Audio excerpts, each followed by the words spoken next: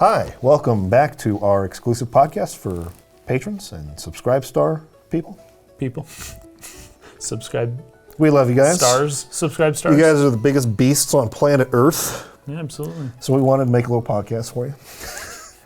As we do every month. Every time. Answer your questions and your Yes. topics. You guys submit great stuff. This one is one I want to go to first because Joshua has asked this one, I think, a couple times, and I keep telling him, ask this again next time. We didn't get to it. And then I don't get to it again. Oh, crap. Ask me again next time. So I want to do it first. Joshua OG. Right now, the traditional structure of overworld dungeon town battle doesn't leave a whole lot of room for the individual battles to tell a story. Talking about like the sheer volume of fights tends not to help in JRPGs, right? You fight a lot. Yeah. More than in other types of games. I know some titles have had a couple of fights that had some amount of narrative interaction or integration with them, like Nier, Final Fantasy 15 with the field banter, and FF6 with some of the battle conversations. Terra's first spell, where others could see it, right, where she casts magic, and then Locke and what's his name, Edgar freak out. They're like, "Oh my gosh, that's magic!" Right? That's crazy. Yeah. I've also seen strategy RPGs do this a fair bit out of necessity. Final Fantasy Tactics did it a lot, but really most strategy RPGs of the era did. Right. Do you guys have any other ideas about how gameplay and story could be more tightly integrated in the context of JRPGs, especially turn-based ones? Well,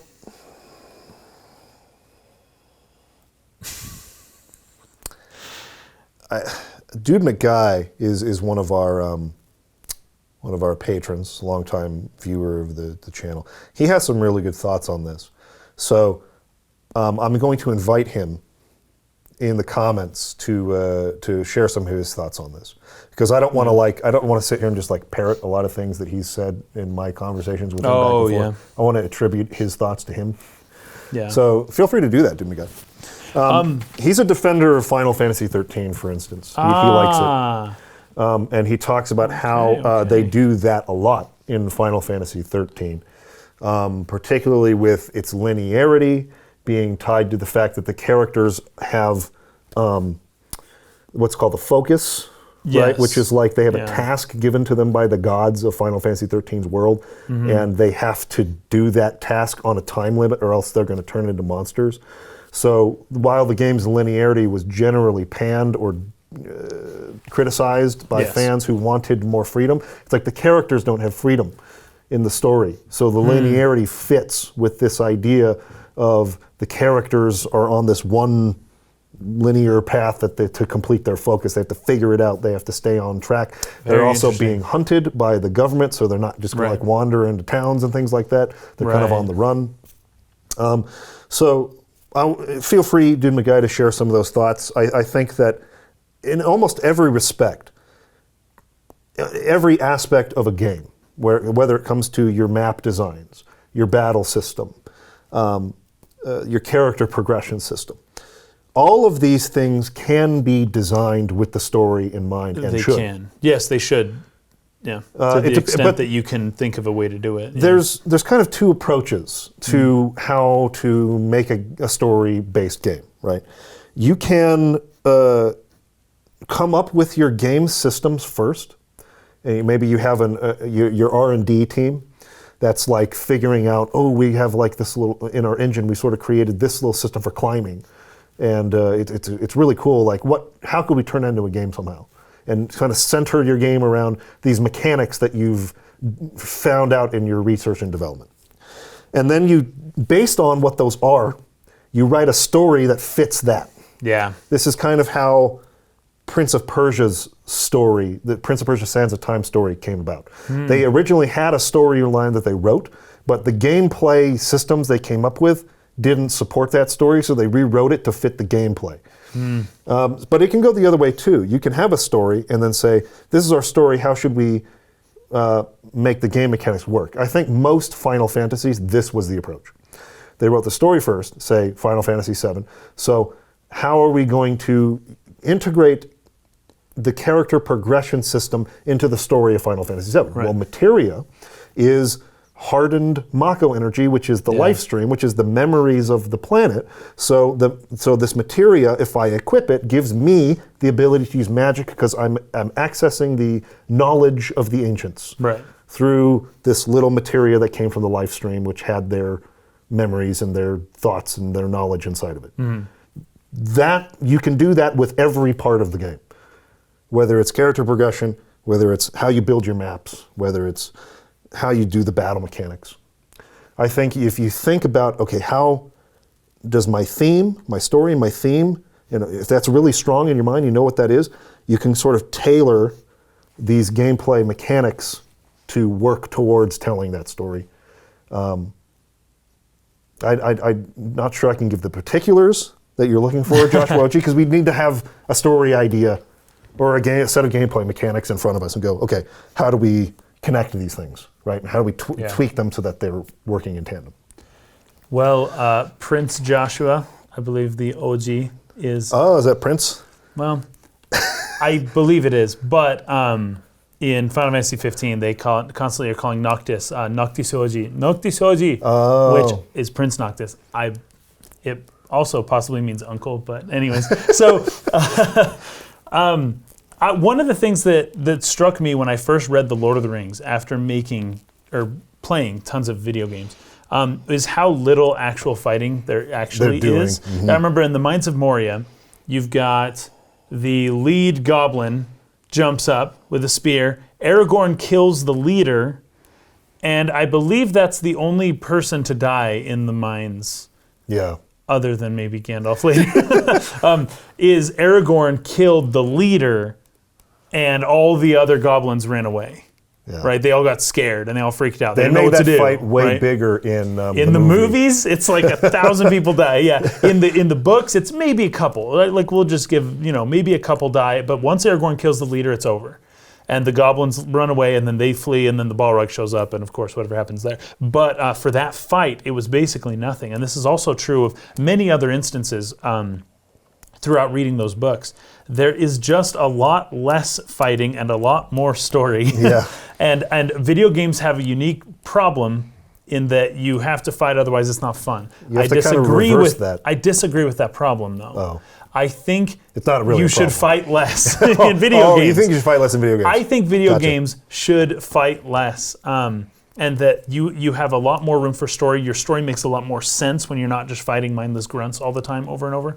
I think telling a story, now you've got the battle system for the battling, I get that, but get that over with quickly because the game, if you're trying to tell a story, that in my opinion would take precedence over the game. A lot of games don't care about telling a story, and so you just got the gameplay and that's fine. But if your goal is to tell a story, you need to have that take precedence over everything else. If there's anything detracting from it, take it out. And in the case of most RPGs, it's the lots of grunt people that you have to fight. That doesn't have to be there for your story to get through. And if your purpose is to tell a story, then it shouldn't be there. Does that make sense? Yeah.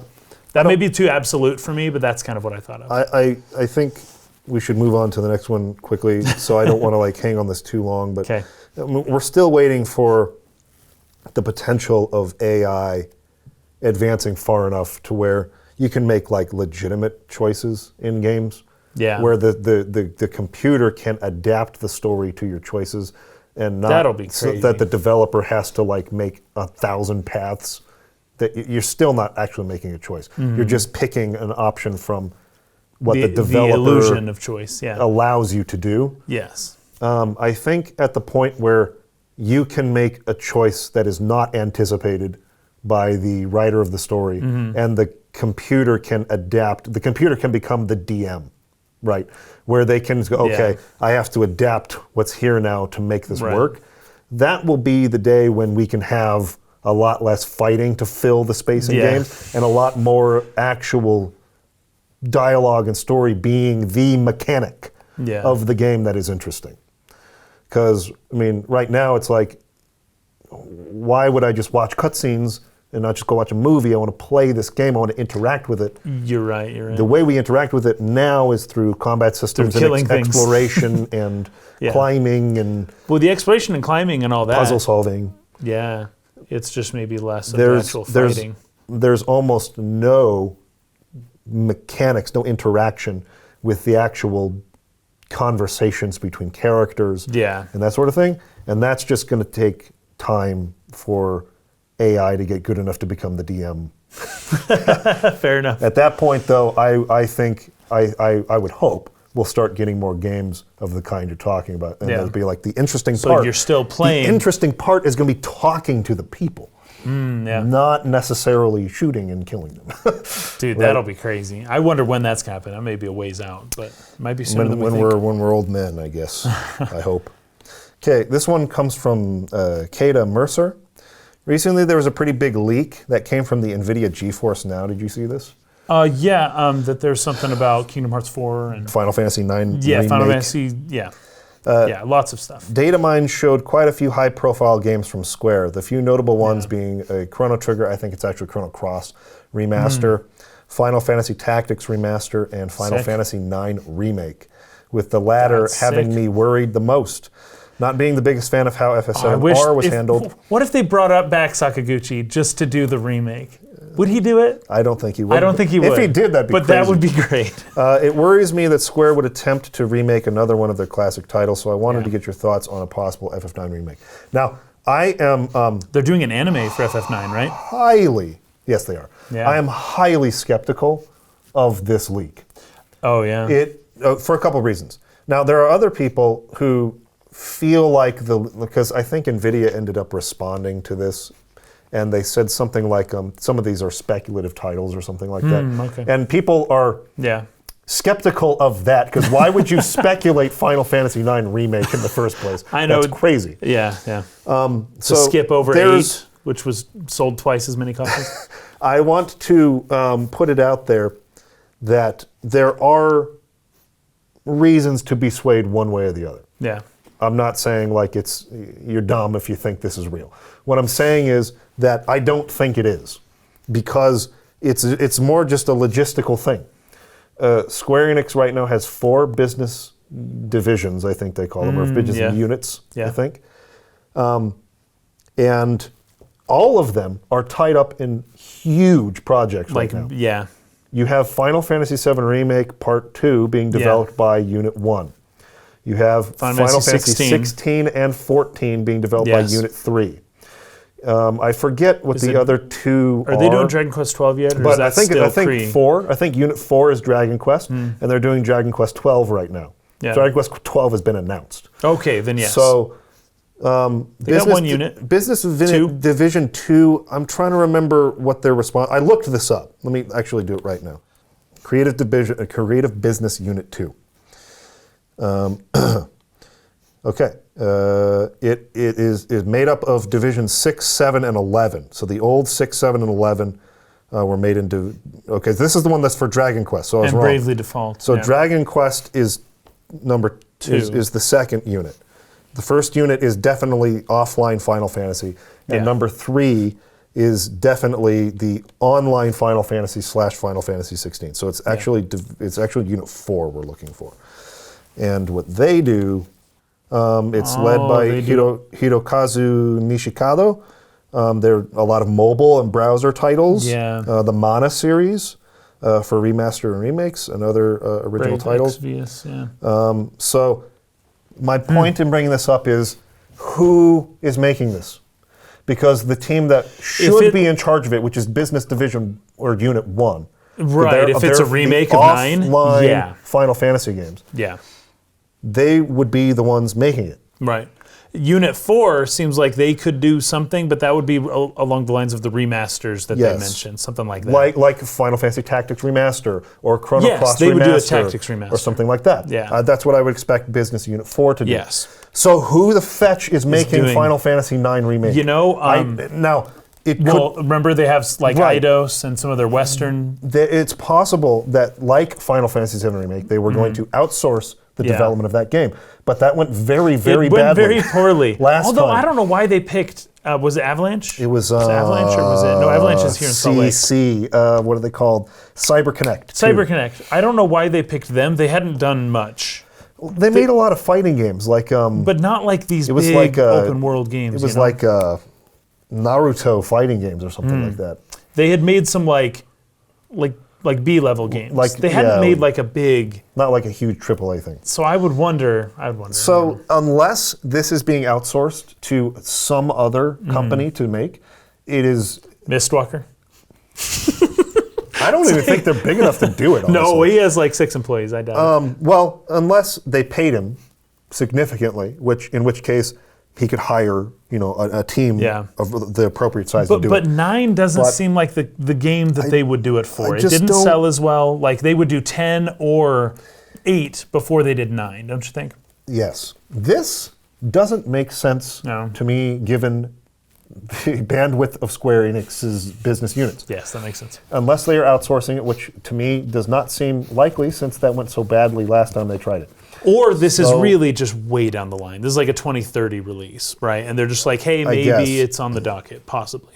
But yes, also, it's certainly not one of their most best-selling, famous Final Fantasy games. Final Fantasy 9 sold well. It sold It's like 5 4 million. or 5 million, yeah. But Did yeah, it. I would expect 8. I would expect 10. 8 or remake 10 before 9, before 9. based just on the Absolutely. business of it. Just the numbers. Those both So- sold like 9 million. This felt to me, as I was reading it, like a fanboy's wish list of leaks. Through tactics and Chrono Trigger, Chrono Cross. Yeah, It wow. does not sound like the behavior of Square Enix that I have come to understand in the Yes. last decade. You are likely correct on that. So that's my feeling on it. I don't think it's real. Okay. I got nothing If it more to is add to real, that. I have not a ton of faith that they would do it well. No, they would not do it well. If it were Basically guaranteed it would. the style of remake, that like what we come to assume they would do, fully, high, like the highest fidelity possible graphics type of thing. Yeah. I don't think it would. I don't know. I don't know. I wouldn't. I don't believe it's true. But if it was, I'd be skeptical of it. Let's put it that way. So you're skeptical either way. Now, if Sakaguchi came back and he was going to make it chibi and stylized, and I might feel differently. But just had World of Final Fantasy come to mind. But that's a little too chibi. But something more in line with how that game was designed. Yeah. At least when you're not in chibi mode. Yeah. It has Something like kind of that. has a world map. It kind of, I don't know. That's right. I need to play that If game it went again. more That was, that like, kinda direction, fun. like I might be more interested. But if it was turned into some kind of like hybrid action combat, I would not be interested. Not for FF9. Not for 9. Not for 9. All right, Legendary Masamune. Hey guys, I was wondering if you'll ever do a Legend of Dragoon retrospective. He knows that we did a The first stream look on or it. the stream. Yeah, that was a fun game. I loved it. I really liked it. Yeah, he wants to know if we ended up finishing it and what were your thoughts? Nope. So we have Did not not played finish. it past what you saw on the stream. What was That's that, as an far hour as or we two, got. and that's it? Yeah, like 2 hours or something. It was great, though. It looked fun. Yeah, I will definitely play this someday, and there's a high probability I will do a retrospective on it. So, yes. Answer is yes. Garrett Carmen asks, does a video game soundtrack help you enjoy a game even more, or does it not matter? Also, what are y'all's favorite video game soundtracks? Absolutely does. Yeah, it's it might imperative to the be experience. the most important Like, part. it's up there. If it's not it's like because you got the game, right? it's like 1 and 1A. yeah, it's like 1A, 1B. It's a super important part of it. Yeah, because that's a lot of your interaction with games is visual. But what stimulates the memory portion of your brain is your smell and your hearing, more so than your eyes. Your eyes take in tons of stuff, and it's always absorbing tons of info. But smell and hearing can trigger memory. Like people who have Alzheimer's, you can put on headphones and play them music from the 1930s that they listened to when they were kids, and they will remember everything all of a sudden. They'll be able to tell you stories, they know the songs, and they couldn't tell you what happened in the past 15 years of their life. Yeah. But when they hear the music, they can tell you stories from 80 years ago. Yeah. That's really cool. So music is so powerful, and it's important for video games to encapsulate as many of the senses as possible. Smell is kind of a hard one, but you can do the audio, you can do the tactile, because you'll have muscle memory, all that stuff too, but and visual. But taste and smell would be hard. But hearing is a better memory. It makes you more nostalgic when you hear things than when you just see things. And a big part of the reason for this is because music creates emotion a lot easier than Isn't that weird? Like text. Like thinking of that psychologically or evolutionarily, that's so strange. That We music evolved- is so integral to the way our brain is structured. Yeah. And other than birds, which were very far separated from an evolution, no one else really does that except for humans. Yeah. Crazy. There's a lot of preliminary research I was looking into a few years ago for a video that theorizes that music was actually invented before language.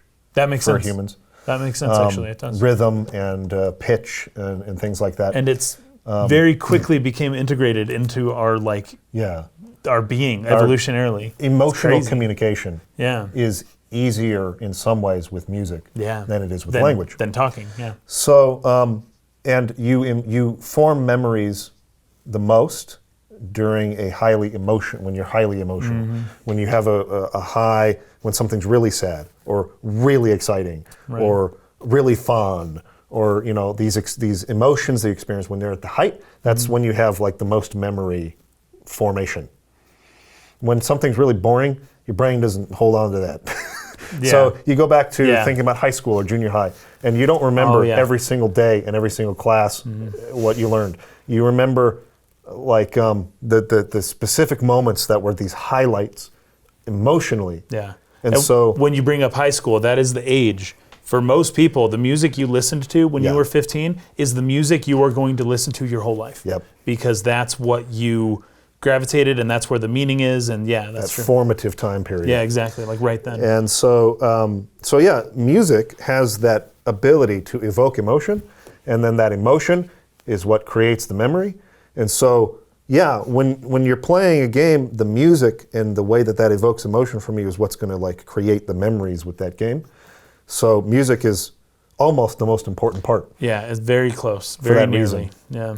Not to say that there aren't other ways to create emotion, and that you could have a scene without any music in it at all. It could be In very fact, emotional. as we just mentioned in the Xenogears podcast, which won't come out for a couple weeks, going into a battle scene where the music is either non-existent or it's a piano, a soft, memorable lullaby.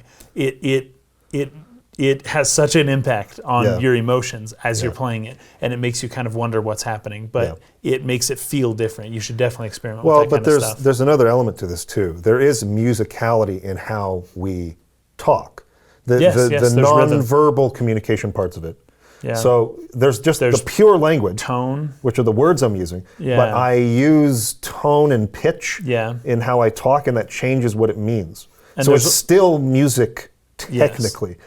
Yes, it is. And there's also a rhythm to it. In fact, the way that people, the way that native Japanese speakers will speak, there's rhythm to every syllable gets the same amount of time. It's very difficult for English speakers to go into Japanese, or Chinese for that matter, and start speaking in the poetic way that they consider the proper way to speak their language. But it is very musical. It's very musical, very rhythmic, and with Chinese, of course, very tonal. It's beautiful. It's like poetry. This is why when you're texting someone, it's a lot easier to misunderstand them than when you're speaking face to face, because when I say the words to you, I'm going to say it in a certain rhythm and with a certain tone. Yes. And that informs what you mean. And in text, whether it's a joke or it's not a joke or it's serious, you miss that when it's just text. So even in a scene that's powerful with no music, non-diegetic or not, the performance is almost rhythmic and musical, and that creates emotion, and that is what imprints the memory. Yes. So music is important, whether it's in the voice of the performer or in the orchestra that backs the story. Yes. Music is one of the most important parts. So, music is amazing. And favorite soundtracks. I think we did a podcast. If it wasn't the last monthly, it was the one before that, where I think it was strictly JRPGs though. Yeah. What are your favorite but, JRPG But podcasts? let's be honest, that's where the soundtracks? best music tends to come I from. think that I had picked like Shadows of the Colossus Okay. and Journey, and Journeys is good. those aren't JRPGs, Right. but so those are a couple that I really like. But of course, Final Fantasy soundtracks, Chrono 7, Trigger, 8, 9. Xenogears itself. Of course. I'm not a fan of Xenoblade 2, the game, but I love its soundtrack. Okay. The soundtrack I listen to probably more than any other while I write. It just really inspires me. Yasunori Mitsuda speaks to me in a way that almost no other composer does. So those are a few. You like Mario RPGs. Okay. Oh yeah, Yoko Shimomura and Kingdom Hearts. Yeah, very She's great too. great work. Okay, this one comes from Tony Grandal. Do you think that storytelling video games have the highest potential of any storytelling medium? And how long will it take for video games to be considered as the most profound storytelling medium ever? I think it does have that potential. I think video games do have the highest potential of any storytelling medium, but that is why it's so frustrating that it's not being used well to great extents, because the potential's there, and I'm often frustrated at how little people in video games actually care to utilize the tools to actually tell that kind of a story. I think that in more of the out of the AAA, but this is probably true of films too. It's like the non-tentpole films are where you get the best like actual true artistic storytelling. Yes, the not the tentpole films big, are the exciting, the Marvel ones. Star Wars. Not that they don't tell good stories, but we're talking about like the really best artistic, best stories out there. So part of it is that but I do think it's limited by what we're talking about earlier. Say you're doing like a D&D session, you have a human being who can adapt the story to your choices. Mm-hmm. And with like the constraints on video games right now, we don't really have that yet. So the story is really confined, and the potential of video game storytelling is that you can participate and make it unique to your experience, right? Yep. It's an emergent. There's an emergent property in it where your experience can be unique to you. Yeah. And the choices you make can sort of like shape a story, and you feel more bonded to that world and to those characters because you're active and not passive in that. So yeah, that potential exists, but it is hard limited by the fact we don't have AI strong enough at this point to adapt the world and the story to the choices you make. At least not in a way that feels artistic and poetic. Yeah, once we get there, I think that could probably be true. But I don't even know if I want to necessarily say it has the most potential. It's just different. It has this potential to be unique as an active storytelling medium. Yeah. But that doesn't diminish the fact that passive storytelling mediums are still perfectly valid ways to enjoy a story too. Right. I'm never going to, unless it's like, I don't choose your own adventure, I'm never going to read a story, a book, a novel, or something that lets me participate. Mm-hmm. But it doesn't mean, video games have gotten to this point I'm talking about now. Now I'll never read a novel again. Now I'll never watch a film again. I think they're both totally valid ways. But when you look at the word story. Potential, though, I mean, but the potential of video games, we're just scratching the surface. Whereas the potential of films, I don't know how much more. You can do 60 frames per second and 3D and 5D and whatever. But like that's been done and it's cool. But we're getting close to the limit of films, I think. There's way more. Whereas video games, it's like to discover. Wow, yeah. There's so much more to do with a video game that we have not yet done, and that's what I see when I see the word potential. I agree with that. Yeah. All right, this one's from Lock84. I'd like to hear something about the benefits or difference in effectiveness between interactive storytelling through gameplay elements versus passive. We just talked about this. What situations are good for both of these, and is one better than the other? I don't think one's better than the other. Yeah, you which is what I was just saying. Well. But so the effectiveness. I was thinking about the difference between something, say, like Uncharted or The Last of Us, versus like an Elder Scrolls game. Okay. They don't really have like cutscenes Right. in Elder Scrolls games, because you are always in the first-person view, and while this guy's talking to you, you can just turn around and walk away. You can just and stop look at this, and he'll just keep talking. Yep. So there is an element of like the immersion kind of breaking there, because they give you the choice, but at the same time, there is an emergent storytelling property in games like Breath of the Wild or the Elder Scrolls you don't get in these super linear and directed experiences. Yeah. Again, I don't think one is better than the other. They're very different. It kind of just depends on what you're in the mood for. It would really break the moment in like an intense scene of The Last of Us, where all of a sudden you could just walk Joel out of the room. Yeah. While at least breaking down. Or you can kill the person who you're talking to, which Elder Scrolls games sometimes you can do, right? Like that is such a heavy, serious, dark story that to break it like that would fall apart. Yeah. So it needs to be directed. Whereas the Elder Scrolls, I mean, it tells a pretty cool, like serious fantasy story there. Yeah. But there's a lot. It's not as focused on that as it is on the fun of exploring it. So you get the people playing with the game and breaking its boundaries and posting the bugs and the crazy stuff that happens on YouTube. Climbing mountains with horses and just doing and crazy that's stuff. part of the fun of that. Right. It's like you wouldn't want that to be fixed because like that's part of the experience that makes it great. But you also wouldn't want even the option to do that in a game like The Last of Us. No. Like some people might think that they want that, but it's like you have to understand what that implies. If you get that in a game like The Last of Us, you break the game and you kind of mess up the storytelling that's very directed and very, very precise and very specific.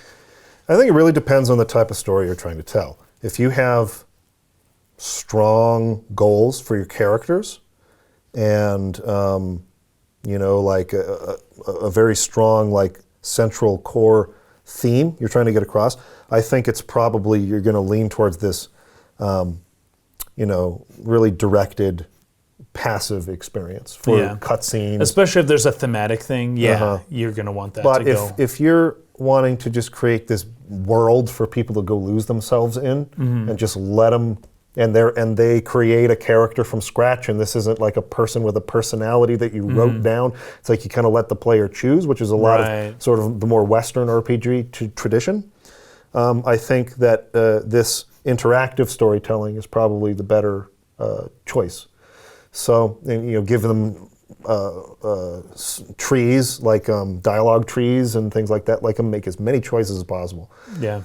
I think they're two very different, but two very valid, equally valid ways of doing it. It depends on what your goal is as a writer or a game developer there, would be my answer. And I guess the holy grail is to find some way to tell a story that ought to be told passively in an active manner. That's hard to do. Hard. But if you can really integrate the gameplay with the story to a degree that's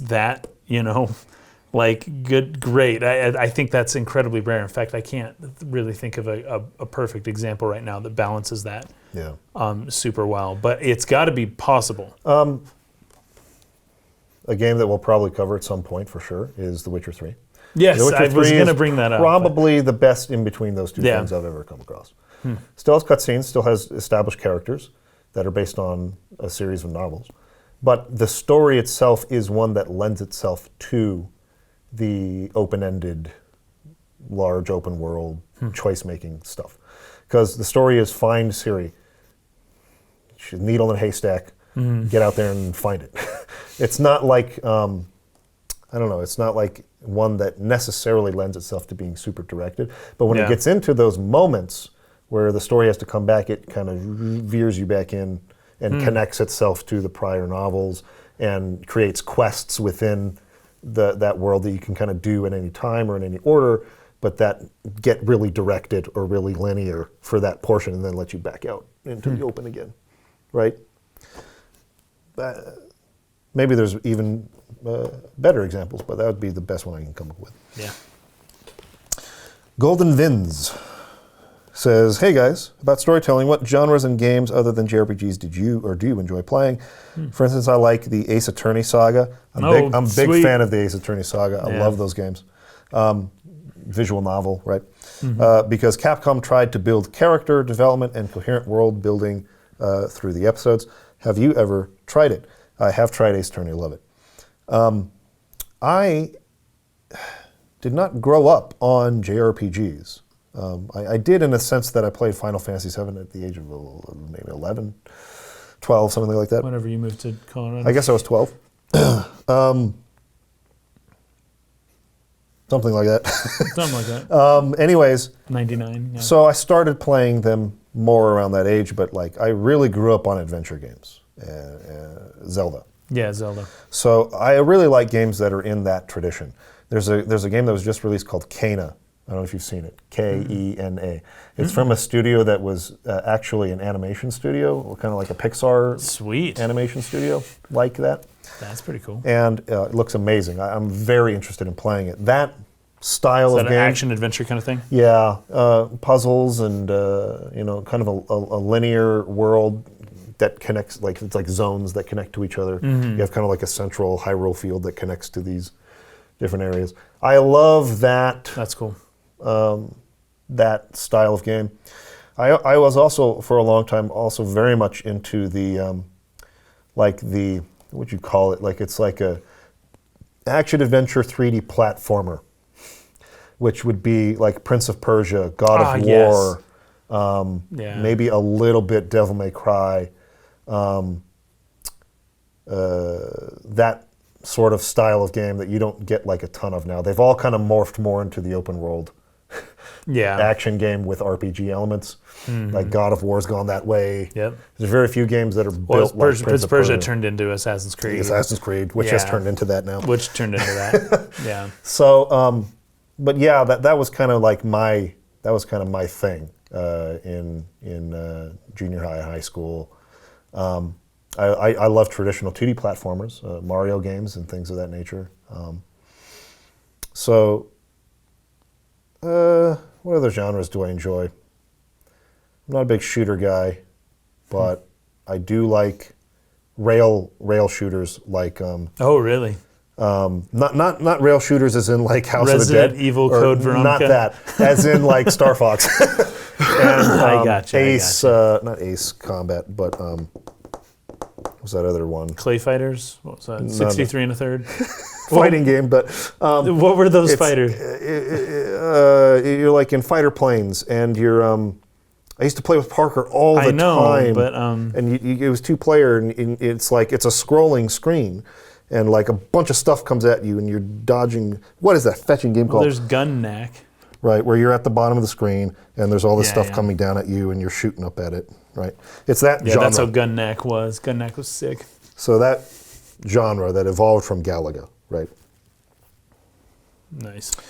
I like those a lot.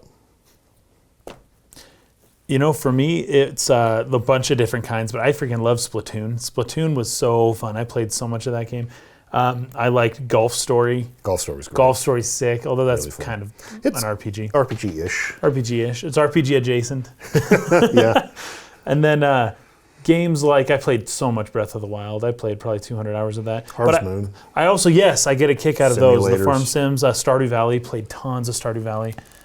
But I also played,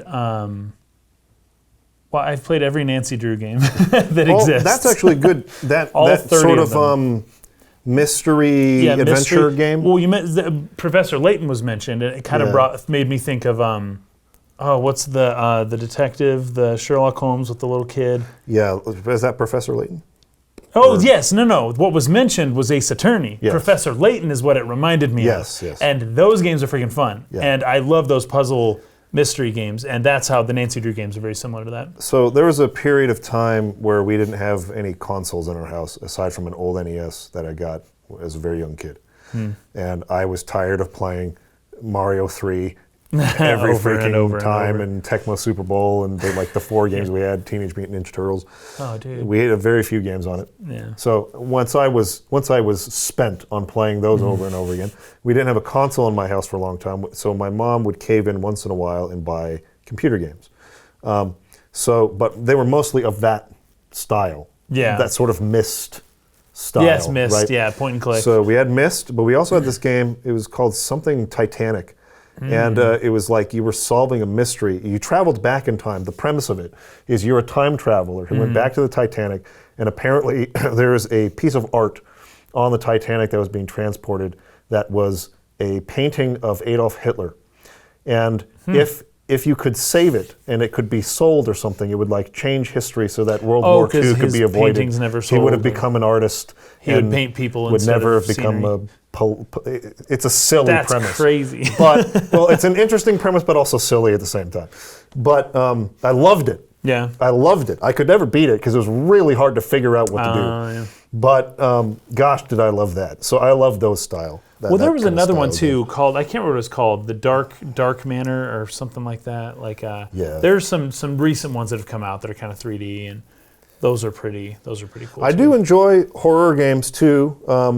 Every now yeah. and then, big fan of like Silent Hill and Resident Evil and games kind of in that tradition.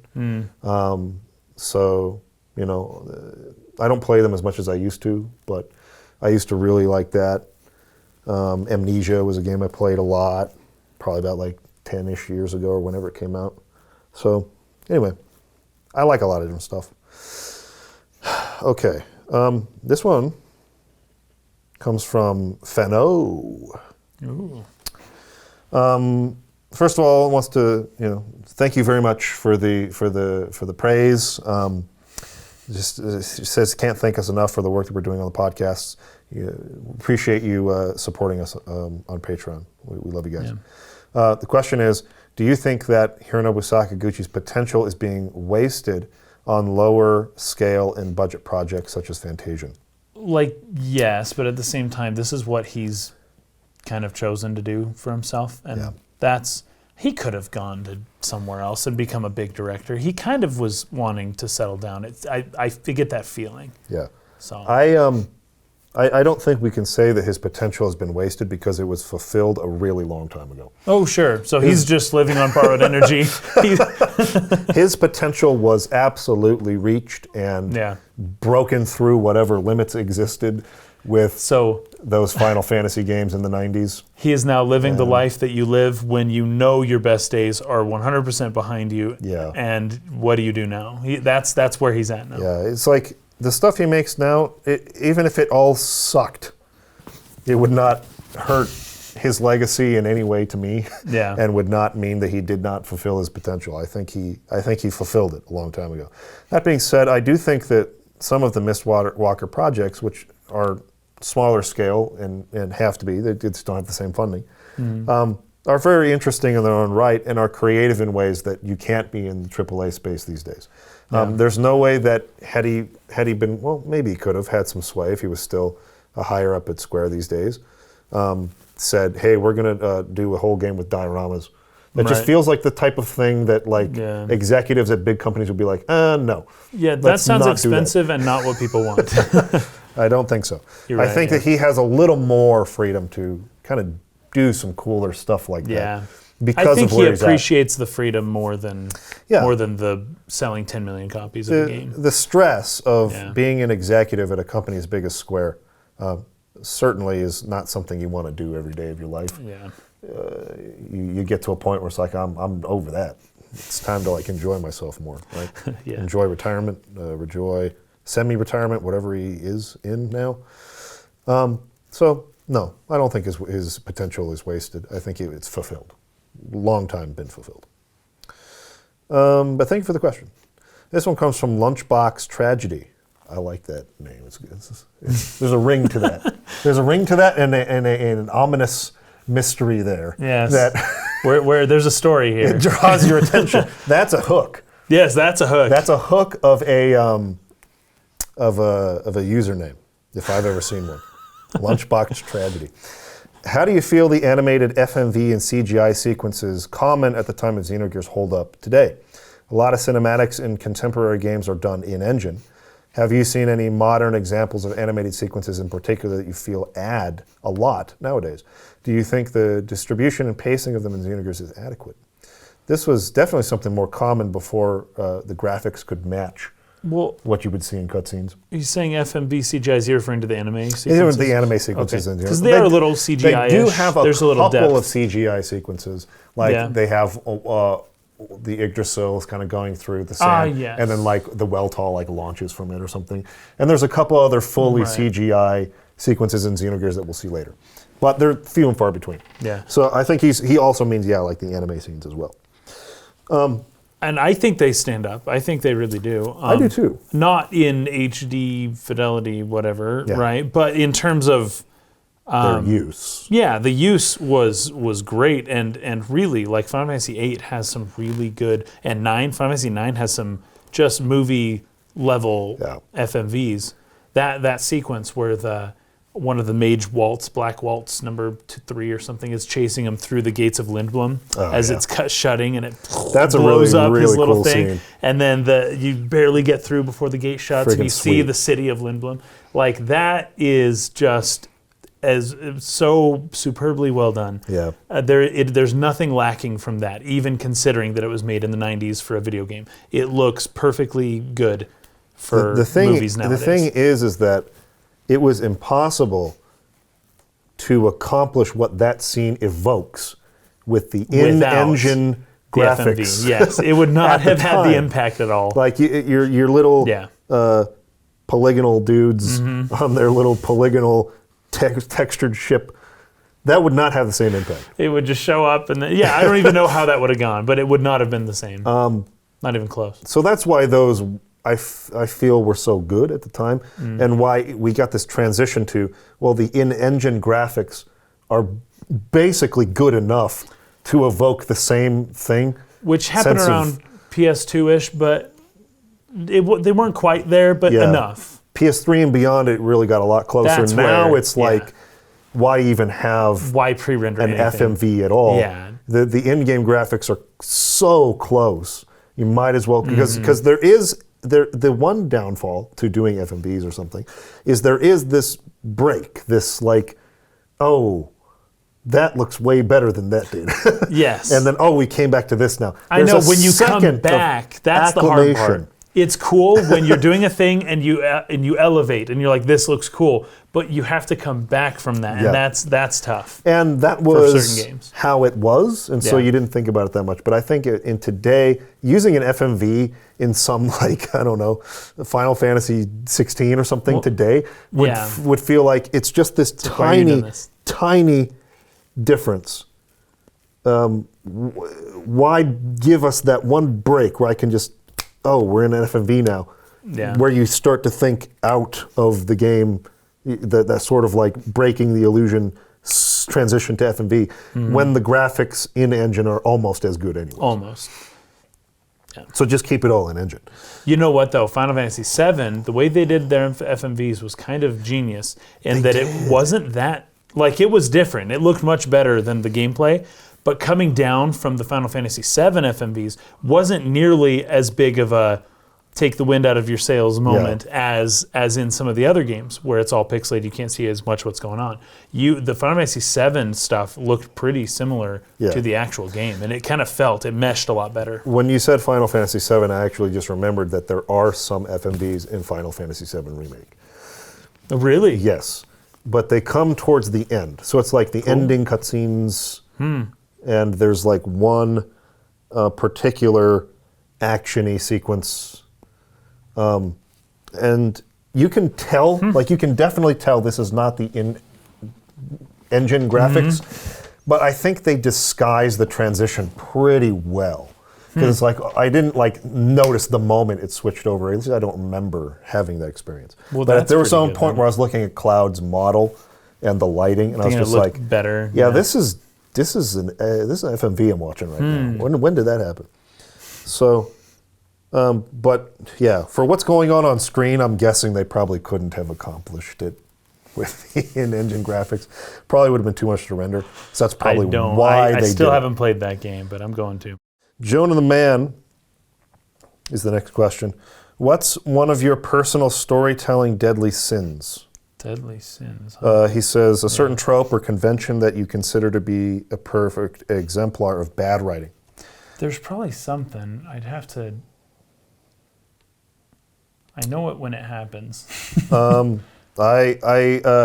For me, it's repetitious dialogue. I talk about it all the freaking time to the point to where it's become repetitious for people for me to talk about it. Oh, don't include the name of your movie in the dialogue of your movie. Oh, you don't like that? Leave it out.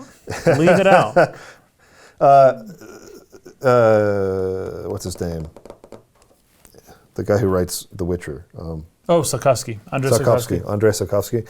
He does that with his chapter titles. Does he? Where the chapter title, the voice of reason, someone will say the voice of reason inside of the voice of reason chapter. Okay, nice. He does that for all of his chapter titles of the 2 anthology books he did. Oh, which are, The Last Wish and Sword of Destiny. Sword of Destiny? Or Blood of Elves. Sort of something. Sword of Destiny, I think it is. Blood of Elves is the first of the saga. Okay, I haven't read that one yet. The Last Wish. In The Last Wish, it's The Last Wish. They say The Last Wish. In Voice of Reason, they say something about Voice of Reason. That's funny. So he does that in all of his chapters. For some reason, it's worse in movies. For Jonah here, he says, for me, one such deadly sin is retconning. That is blatantly contradicting or undoing something that was already part of an established continuity or canon, just so you can take things in a new direction. Because if you have to break or compromise a pre-existing story in order to get where you want things to be, then to me, it's the clearest sign that you should instead be building an entirely new IP from scratch. Which That's a good point. Definitely agree with. That's a good point. Although, I guess that's just not considered a sin for me because I'm not usually as involved with the specific canon as much. Yeah. Although I would say watching Lord of the Rings, the most difficult parts are the parts that are not in the book. Yes. Yeah. But that's in part because I'm just too big of a nerd. So if I just allow myself to not be as big of a nerd, it's not a problem. I think this is probably more common. I'm trying to think of like good examples. This may be something you see more commonly in long-running like series, where like something they said or something that was established as a rule in season 2. By the time we get to season 9. And that's where I'm like, don't watch shows that have 9 seasons in the first place. That's kind of what he's talking about. Yes. You're running out of like ways to take this world. Because I was thinking like Star Trek, the new movie, Star Trek 2009, right? Yeah. And how they kind of made some changes. Yeah, they like some create adjustments, some new a new alternate timeline. canon. Yeah. And I thought it was a pretty good movie. So I just don't care that they did that. But were I huge into Star Trek, then I would have cared. But I avoid caring because I just don't. I'm not as familiar with it, and it actually works pretty well for the story, I think. In the that first years movie. following 2009, I became a Star Trek fan. Yeah. Like a stan of old stan. school Star Trek, right? I wasn't growing up. Growing up, I was a Star Wars kid. Yeah. I became a Star Trek adult. Well, I'll tell you what, since Disney bought Star Wars, I'm kind of becoming less of a fan of Star Wars too, so I might want to get into Star Trek soon. Well, not the new stuff. Oh, fetch me. Not the new stuff, the dude. episode 8 and 9. Stay away from Picard. Stay away from... I see what you mean. Okay. Stay away from, what is it? Star Trek... What's that new show? I don't know, because It's parallel to Picard. They're making Picard, and they have this other one. It's Discovery. Discovery is terrible. Oh, my freaking goodness. Well, great. Anyways, same problems that revolve around what he's talking about. You take a franchise to some limit, and you don't know what else to do with it, and you have to kind of start trying to recycle ideas, and that requires some form of retconning, and it just destroys the continuity or canon. I agree with this very much. I have an answer now. When it becomes obvious that an archetypal storytelling pattern is being subverted for no other reason than to just subvert. It's a good one. You didn't see that coming. I roll my eyes every single time, and I'm just like, are you kidding? You can do it. You can subvert. You can alternate. You can go against expectations. Yeah. When you're doing it for no other reason than to do it, and when it's evident that that's the case, I hate that so much. It's annoying and it's not useful, and those things tend to fade away into history and do not become the relevant works of art that are exemplary of the time that they were made. Adjacent to that point is mystery box storytelling, where you don't have an end in mind. You just set up a million mysteries. See, and then you like watch the reactions from the audience. That's corporate storytelling. Yeah, and then you just, okay, this is where they're guessing it'll go. Let's do it now. Let's do this instead. Horribly obnoxious. And like, so all your setups don't lead to any like good payoffs because you never actually had the payoff in mind. You were going to figure it out later. Do you think the end of Game of Thrones did something like that? Just because it wasn't clear and people were already guessing a thing that was likely going to happen, and so they did something else just to screw everybody? I believe that the ending of the show was the right idea for the payoffs of the ending of the books. Yeah. Horrifically executed. So it's a different problem. So they got here. They knew this is where they needed to get to. Maybe George Martin told them that's the end. Okay. It's working setups, and then all of a sudden it just, what the fetch is this? Get to here. None of any of that led to that in a way that was satisfying. And that's did not why pay it off or set it up. You well might enough. be onto something, because that's probably why he hasn't finished the last book, is because that was the actual ending and people didn't like it, and he doesn't want to actually write that book now. There's, I think, so much room for him though to do it right. Yeah. And for everyone to go, that's it. I don't want to spoil anything, but I don't think that the concept of how it ends and where the characters end up, this is for the most major ones I'm talking about. There are definitely minor characters they just freaking screwed over. They did not have an ending to their arc at all. I found that show dubbed in Japanese, by the way. So I may actually end up watching it. It's really good for the first 3 seasons. Yeah. Oh my goodness, it is I have spectacular. That's what I have as far as the first 3. For the first 3 seasons. And then 4 is good, but it's like, okay, not as strong. It's kind of hard to follow up season 3. It's just so good. And then 5 is just like, this is getting weak. 6 is bad. 7 is bad. It's just really but you're bad. invested. Man, that's rough. It sucks. Oh gosh, it sucks. Okay. All right. FF What time is it? 12 KDs to 8:23. We'll do a couple more here. We got plenty of time. Hi everyone. I want to know what your favorite video game openings are that you love to watch from time to time. Final Fantasy VII. Vagrant Story. Vagrant Story's intro is sick. The best opening really sequence good.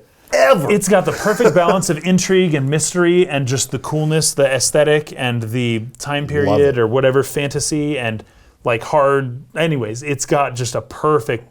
That's like the perfect intro to anything.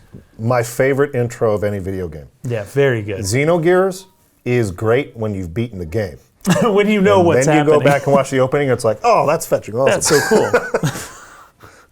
But Vagrant Story would be my pick. Yeah, and I would say FF7 because I just FF7's opening is fantastic. The beginning of that game. The music and just dun, dun, dun, dun, dun, dun, dun. It's just awesome. Jack Baird, who is a JRPG character you disliked or didn't care about for a while after the introduction, but you grew to love? I did not like Squall. You know, that's a pretty good. And I grew to really like Squall. That's a pretty good on answer. Subsequent playthroughs and over the course of the game. Really disliked that character at first and changed my mind on him big time by the end. I don't know that I have a good answer for that one. I'll probably go with you with Squall. Dude McGuy, we've answered many of your questions in the past. This is a very good question, but we're running low on time, so ask it maybe next month. And we'll come back we'll to try to start it. And Atlas asks, does boredom facilitate creativity? He gave some context to this, that while he worked some boring job, like he would think about music and be writing songs in his head. Short answer to that is it can. It can. I was going to say it can. It can also dull your mind Yeah. and make it difficult. Kind of just depends on the type of person you are. Yeah. And because creativity is different for everybody. Like everybody has kind of a different personality, different psychology. It can be very crushing and just like very, like some people need to stimulate their creativity rather than like be bored and have it like emerge from them. Yeah. So it kind of just depends on who I you find that I can write things personally for my own stories or videos or whatever if I'm already writing other things anyways for work or something. Yeah. If I'm already doing a lot of writing, You're already in that I mode. can hop over and just do another thing and write a couple paragraphs and then come back to work. But if my job is on a boring streak and I'm not writing much, even though I have time to write my own stuff, I don't have the inspiration. I'm not in the flow. I'm not in the mode. Yeah, there's a flow. There's a flow I need to find, and it can take me a really long time to get to it. Me too.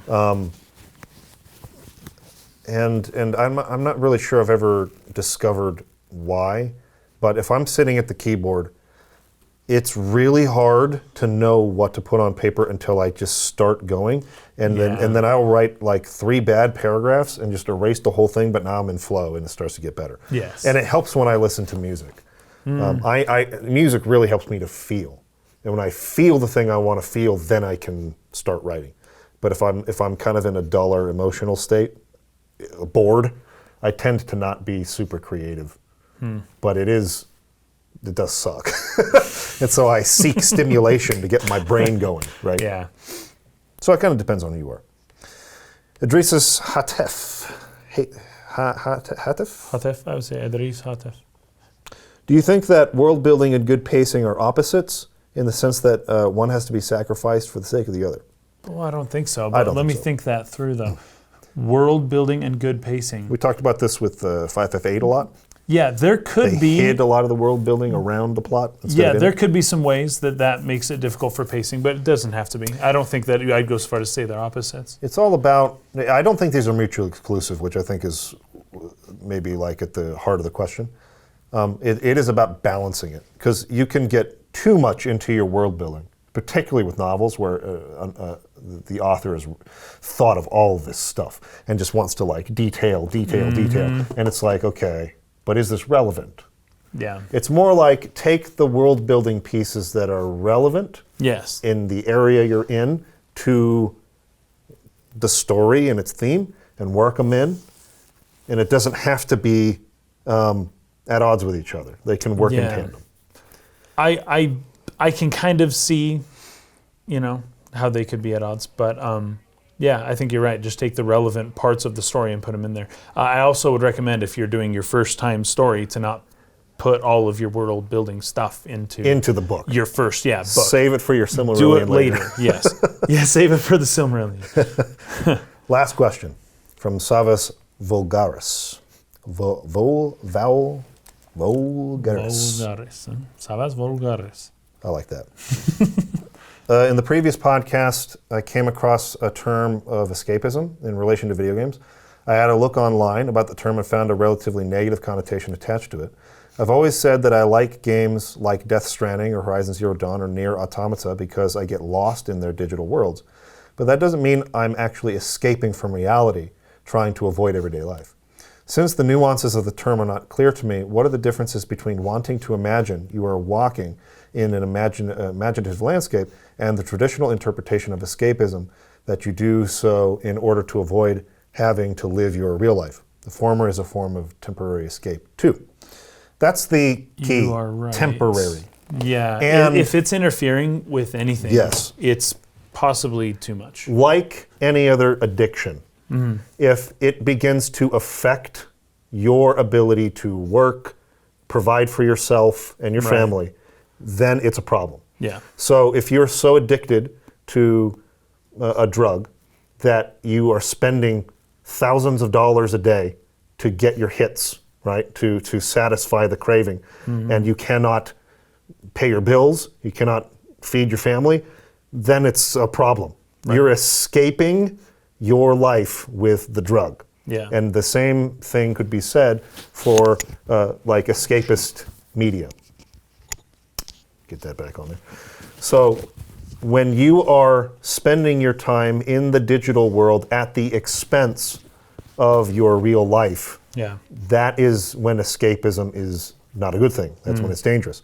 When you become what they call a whale for like mobile games or MMOs, where you spend just exorbitant amounts of money on gear and cosmetics and items or whatever, and like you're at the expense of being able to take care of your real life.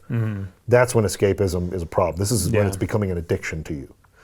That world and getting your serotonin hit from playing it, or your dopamine or whatever, is that is becoming what you seek more than anything else, and it throws your life out of balance. Yeah. That's what I would say the difference is. I think video games are put people uniquely in a position to be more susceptible to that type of escapism because they can not end, right? Yep. If you are reading books for escapism, your book will end, right? It's a story, it goes, it ends. Even if you're reading long series of books, there is an end to it and then you're done. You can go read more books, I guess, but that book is done. For a video game, you can play the same one. I know people who've played World of Warcraft since like 2003, 2004, whenever it came out, still playing it today, hours and hours and hours every day. And that may be some of you, I don't know. But and if you can balance your life with it, that's fine. Some people can't, though. Some people are neglecting things and have a hard time kind of not playing the same game for almost 20 years. Yeah. And that may be, I don't know, it's different for everybody, but that may be a point where you just take a step back and just make sure that you're doing what you want with the things that matter to you, you know? Because sometimes you can use this stuff to escape a little too much, and it's a tough balance, but... And it should be clarified, maybe we've not done enough of it in the past, that wanting to escape into a digital world is not a bad thing. Right. As long as it is temporary, right? As long as you can come out of it and go and balance your life. And even if once in a while you get so lost that oh crap, I stayed up all night. How did that happen? Where did the time go? Now I'm only going to get a couple hours of sleep. Don't do that every night. But don't do it every day. Yeah, exactly. For 10 years. For 10 years. Now you're in a spot that, like, the idea is there's a small problem. When you escape ever, there's like a small little problem that happens, and you just got to take care of that problem. Make sure that it doesn't grow to the point where it's no longer able to be taken care of. Right. So my friend who plays World of Warcraft many hours every single day for almost 20 years, it has grown within him to the point to where I don't think he can stop. I don't think he will ever stop playing that game until the servers are done, because no one else is playing it but him. And I don't know that that'll ever happen with that game. There's too many people playing it. And he has let an issue that early on wasn't too big of a problem basically grow to the point where it's just this massive force that he has to contend with now. And if you can keep that force manageable, because there's always something pushing you to escape, and that's fine as long as it's manageable, and it'll always be there, and it's fine. It's actually a good thing. It's part of your, like what Carl Jung would say, if it's a part of your personality, it may be something that you can incorporate, but don't let it overpower everything else, you know? And or like within the yin and yang, it's the little dot of yang within the yin, that's fine, but it can't overpower the whole. You just need to keep it to its spot, and that's cool. But as it grows, it becomes just this huge freaking Darth Vader Death Star thing that just controls your life, and that's... You want to be in control of your life. You don't want anything else outside of you to control you. And I think games have a unique issue with that, but most people, I think, manage it pretty well. So. Yeah. Most people do. All right, guys. That's it for this month. Again, we appreciate you. I got a message today on Patreon from somebody. I'm giving you names. I was struggling a little bit, getting some criticism from people on the podcast, going like, "Oh man, feeling bad, feeling like I'm not doing a good job." Yeah. and then someone comes in to the Patreon and is like, "I hope you guys understand the effect that you're having on my life and others' lives. Like, I'm having some really bad health issues right now. I don't have any, I have all this uncertainty about my future, and like being able to spend time with you guys like is helping me like deal with this." And I never thought that something I make would do that for someone, and so that just means so much to me to receive a message like that. Thank you to all of you who watch and support us. It means the world to me, and we'll keep going. We really appreciate you. So thank you, and see you next month.